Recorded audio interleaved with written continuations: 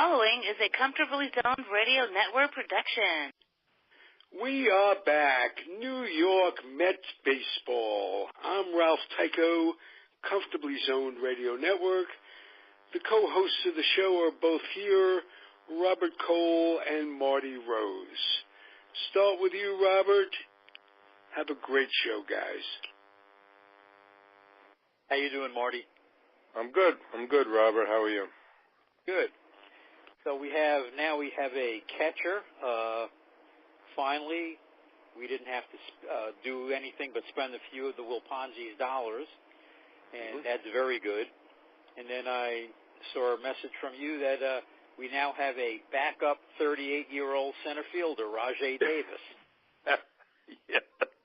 Well, yeah, he signed a minor league deal with an invite to spring training, but, you just hope that somebody else comes along in the meantime. But we'll wait and see, I guess. Yeah. The funny thing is I posted the article from the Daily News. The Daily News says the signing of Rajai Davis will add speed to the Mets lineup. So that tells you how slow and how lacking in speed. Yeah, 38-year-old speed. Yeah, it's wow, not very good. But we'll see. Still very early, plenty of time. Might not be much going on until after the holidays at this point, but probably not.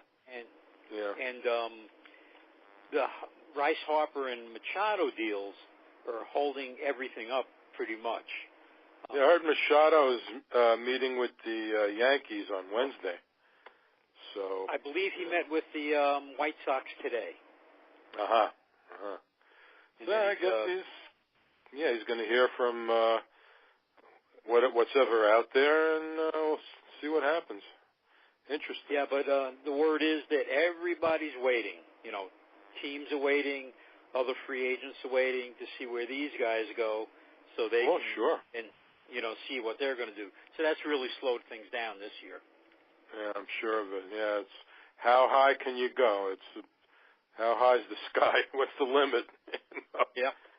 Unbelievable. But as far as the Mets go, this was the guy Ramos that I wanted from the beginning over the other two guys.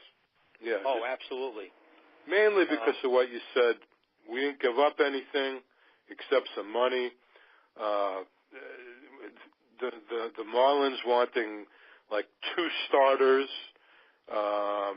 two regular everyday guys. No way. Right.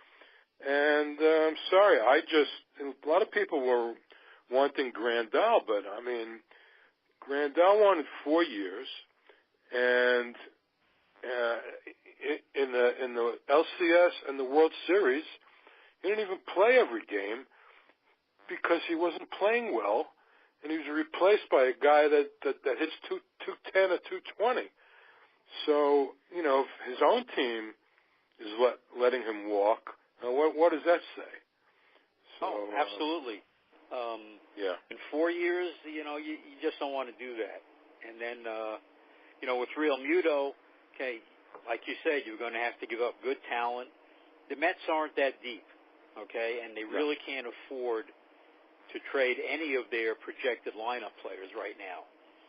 And plus, you'd only have 2 years of control over Real Muto. 2 years he possibly walks anyway. So, that was very, very risky for me. I did not want to see it done. Very happy they got Ramos. Oh yeah. Ramos is excellent in the dressing room. He's very good with pitchers. As I wrote to you guys yesterday, he has an above-average arm, an above-average, percentages throwing base runners out, and very, very pleased with that. Absolutely. And I guess the other deal was getting Jeurys Familia back, which is great because he can pitch the 7th or 8th inning in front of Diaz. And he was so happy to come back. He wanted to come back badly. I didn't realize this until I read that. He said, "I want to go home. York's his home. He wants to go home, and for $10 million, I guess these days that's a good deal for a seventh or eighth inning guy that can do the job, and he's familiar with all the surroundings, and he can pitch in New York. So that's great. Oh, absolutely. Yeah, that was big. It also, it gives them a second closer when they need it. If hopefully you get 3 games in a row where you have a chance to lock it down in the ninth, you don't have to use Diaz, 3 straight games or anything like that. It also, Gesellman and Lugo can give you 2 innings each. And on a lot of nights, one of those guys comes in, pitches 2, and gets you to the closer. The next night, you got fresh guys. So I thought that was a very good deal also. Yeah, so what they're really going to need out there in the pen now is a left-hander because, the guy that was out there last year is not coming back, and he did not have a very good year last year. Oh, he got lit up early. I mean, and then all of a sudden he couldn't even get lefties out for some reason. I don't know what happened to him.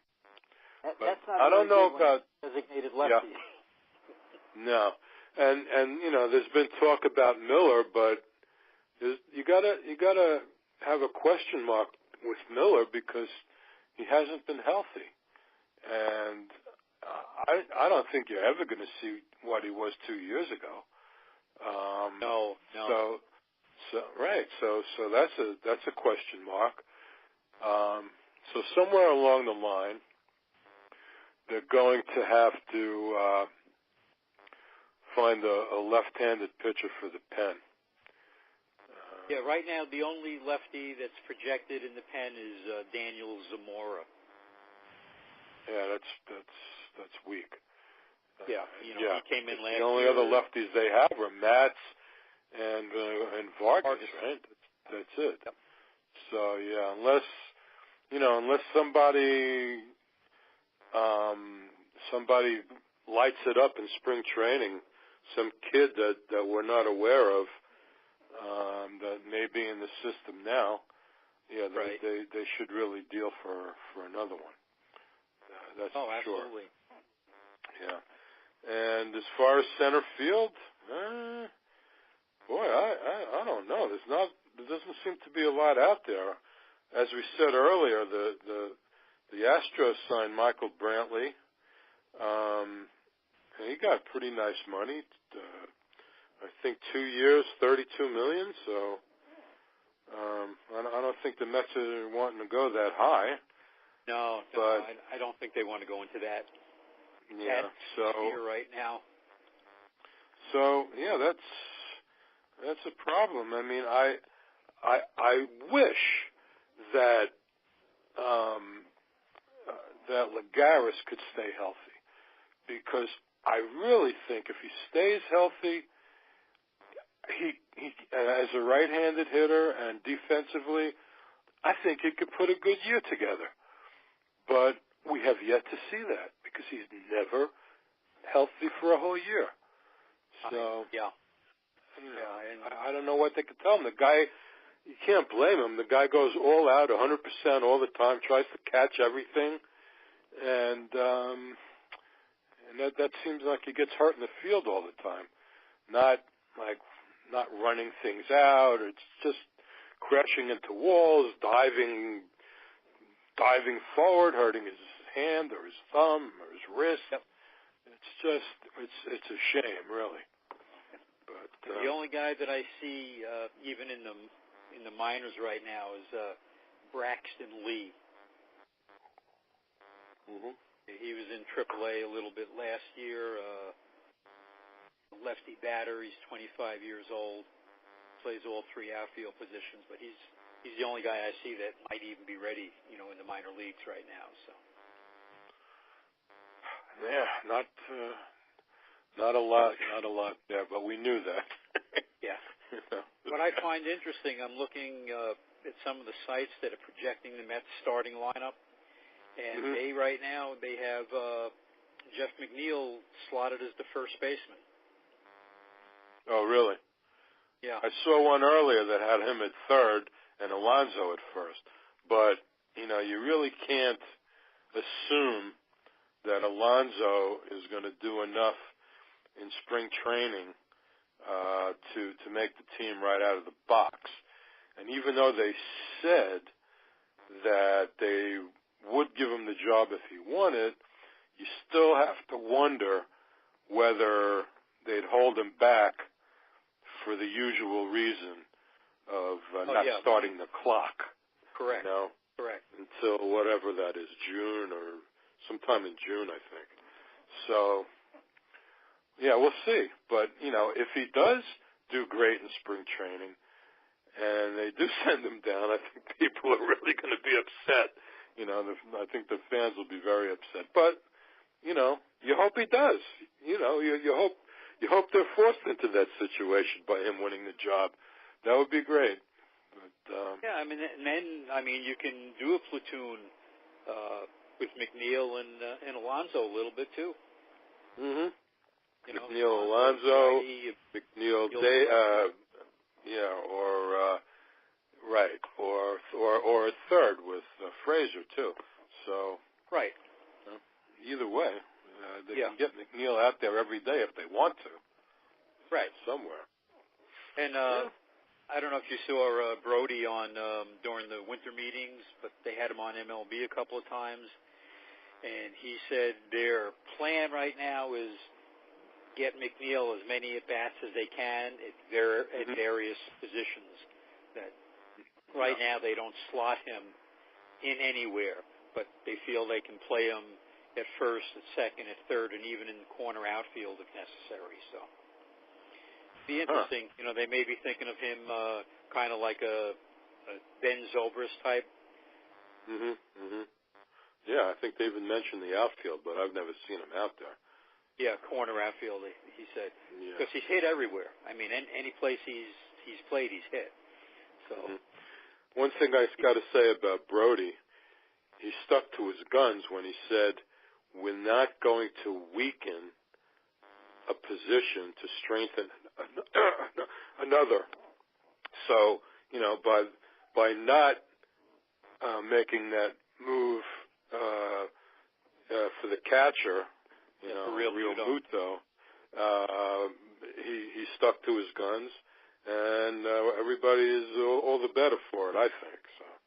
Oh, yeah. I mean, he did have me nervous because it seemed like he was hell-bent on getting Real Muto also, I mean, it seemed like, every time he picked up a newspaper or went online, they were projecting the Mets making, some sort of a deal here, some sort of a deal there, even possibly trading Syndergaard to the Yankees. I mean, it's crazy. Well, that wouldn't have gone over well at all. Oh, my God. Oh, no. I know my Yankee friends were salivating. Oh, I'm sure they were. Oh, Met fans would not have appreciated that at all.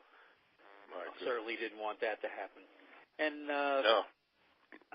I don't think he's done trading yet either. I think there's still a few things to do. So I think you're right. He's doing what he said he would do. He's improving the team, and there's still plenty of time before spring training starts. Maybe a little lull, during the holidays, but I'm sure things will, pick up right afterwards. No doubt about it. And by the way, I heard Brody is going to be live tomorrow at noon on Joe and Evan. on SNY. On WFAN. Oh, FAN. Okay. If you have radio.com, you can. Yes, I do. Come up. He's going to be on at noon with the two biggest Met fans on the fan. So this should be very interesting because for the last couple of years they've had no Mets on because the Mets are on a different radio station, right, in New York. The play-by-play. They were on what was it, WOR, I think. So this year they're back in the CBS family. So now they're going to be able to have players on, and they're having Brody on tomorrow. So that should be very interesting. Good. Yeah. Yeah, it should be great. Like I said, I've been a critic of him so far, but when I saw him on, during the winter meetings on the MLB network, he was on a couple of times. I was very impressed. Yeah. Very impressed with him. Oh, yeah. Yeah, he sounds like he's really on top of things. Sounds very intelligent. No stuttering or clearing the throat. Wow. So he surrounded himself with some good people, some experienced people. He really did. He really built up that front office, and that's a big plus. Definitely, big time move there. And I was also happy and kind of a little astonished to see that they've actually started an analytics department. Yeah, how about that? After hearing all the stuff about, Fred Wilponzi. I think Fred's fading into the dust a little bit. Jeff has taken over probably, I don't know, 80%, 90% of running the ball club now over his father. So right. Yeah, that's a little scary. Yeah, he's going to be listening for sure to all these new people, definitely. So it's definitely upbeat. Definitely upbeat, for sure. Well, I think we were artificially upbeat last year with some of the things. We wanted to believe so bad, and then they got off to that really good start, and we were right. We kept drinking the Kool-Aid, but man, did we get let down. Yeah. Well, this time you could see that just by having Cano and Ramos added to that lineup, I mean, you want offense? You got offense. You got two big bats now out there, in addition to what you had before. You lost nothing, and right. You got a healthy Conforto from the beginning, and it should be very interesting. I think Nimmo can still improve. He's got that great eye, 400 on base percentage. Yep. And his hitting can only get better. And he's going to still have the same good eye. And I think his actual hitting should improve as he goes along and gets more experience. And I'd like to see him go back to just being a hitter. I think he was trying to do too much power last year. He got into that little period where he popped a couple out, and then it seemed like he was doing the launch angle thing and trying to put everything in the air. Well, yeah. I mean, when he's fast, get the ball, right. Put it in play. Yeah, well, he's gonna be the leadoff guy, no doubt about that. So he's got to. He doesn't have to be fly thinking. Power, No, they got that no. now. They got Cano, they got Ramos. Hopefully, Frazier stays healthy all year. So the power is there. If Alonso makes the team, I think from what we've seen in the minors and in these big-time All-Star games he's been in, this guy got awesome power. Oh, yeah. So, very exciting, very, very much so. Looking forward to it. Yep. And getting Cano and getting Ramos, that takes the pressure off of Alonso. If he came in and he was the only power, guy. Oh, yeah. Been a lot of pressure on him, but sure. Now they can slot him in towards the bottom of the order. Let him get his feet under him, and there won't be that much pressure on him. Yep. And then, of course, later in the year, you never know, but maybe Cespedes comes back. Oh, the C word. Eventually. Yeah, the C word. You hope he does, But that'll be a real shot in the arm. Yeah, well, what Brody said was if we can get him back late in the season and we're where we want to be, it'd be like making a big trade and bringing in a power bat. Absolutely. Just like 2015. No question about it. Yep. Excellent. Let's start the season. Yeah, I wish they would. This time of year is kind of boring for me. Yeah. Anyway. Yeah. I mean, I used to watch like just about every football game in NFL. I find myself not watching most of the games anymore. A few here and there. The bowl games all stink until the big ones toward the end, for the championship. Yeah. I'm not an NBA fan. I'm not an NHL fan. So I do like the college hoops. I do like the college hoops. I do watch that. So far, we have something to root for in St. John's. Well, yeah, but they've played nobody. They're going to be 12-0 going into the season.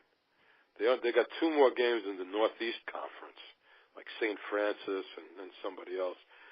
So, they're going to be 12-0. Then their first game in the league is the 29th, Seton Hall, followed a couple of days later, Marquette.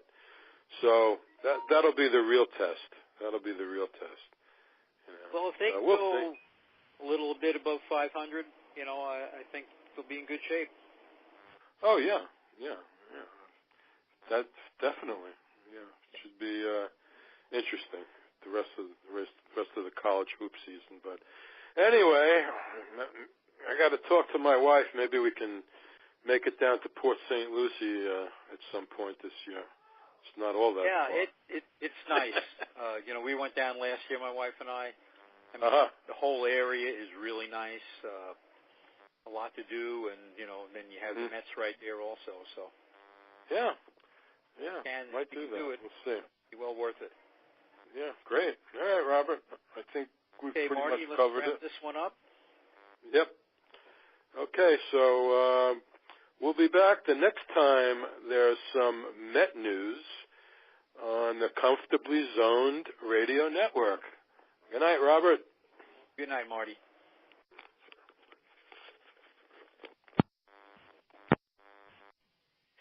The proceeding was a Comfortably Zoned Radio Network production. Thank you for listening.